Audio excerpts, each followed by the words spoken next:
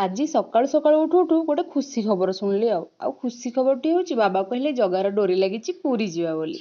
ଆଉ ତାପରେ ତ ମୁଁ ଖୁସି କହିଲେ ନ ଆଉ ତାପରେ ଆମେ ଆମର ରେଡ଼ି ହେଇ ବାହାରି ପଡ଼ିଲୁ ଷ୍ଟେସନ। ଦେନ୍ ଷ୍ଟେସନରେ ଯାଇ ପହଞ୍ଚି ସାରିକି ଆମେ ଗାଡ଼ି ପାର୍କିଂ କରିସାରିଲା ପରେ ଚାଲୁ ଟିକେଟ୍ କାଉଣ୍ଟରରେ ଟିକେଟ୍ କାଟିକି ଏବେ ଆମେ ଚାଲୁ ଟ୍ରେନକୁ। ଦେନ୍ ଆମେ ଆମର ସିଟ୍ରେ ବସିକି ମୁଁ ମୋର ଟିକେ ଭିଡ଼ିଓ ବନେଇଦେଲି। ତାପରେ ବାହାରେ ସୁନ୍ଦର ନଜାରା ବି ଉପଭୋଗ କରିବାକୁ ମିଳିଲା। ଏଇ ବାବୁ ଜଣଙ୍କର ହସଟିକୁ ଦେଖ, ପୁରା ମୁଚୁକୁନ୍ଦିଆ ହସ ତ। ତାପରେ ଟ୍ରେନରେ ଚୁଇଁ ଚୁଇଁ ସିଙ୍ଗଡ଼ା ଖାଇବାକୁ ମିଳିଲା, ଯେଉଁଟାକି ଥିଲା ବହୁତ ଟେଷ୍ଟି। ଦେନ୍ ଫାଇନାଲି ଆମେ ପହଞ୍ଚିଗଲୁ ପୁରୀରେ। ତାପରେ ଆମେ ଆମର ଟ୍ରେନରୁ ଓହ୍ଲେଇକି ଚାଲୁ ଏବେ ଟିଫିନ୍ ଖାଇବାକୁ। ଟିଫିନରେ ଥିଲା ପୁରୀ, ବରା, ସମ୍ବର, ଚଟଣି, ଇଡଲି, ସେଇଟା ବି ବହୁତ ଟେଷ୍ଟି ଥିଲା। ତାପରେ ଚାଲିଲୁ ଜଗା ପାଖକୁ। ତାପରେ ଜଗାକୁ ଦେଖି ସାରିଲା ପରେ ଜଗାକୁ ନ ଆଣି କ'ଣ ଆସିହବ କି? ତାପରେ ଆମେ ଚାଲିଲୁ ଟିକେ ମୂର୍ତ୍ତି କିଣିବା ପାଇଁ।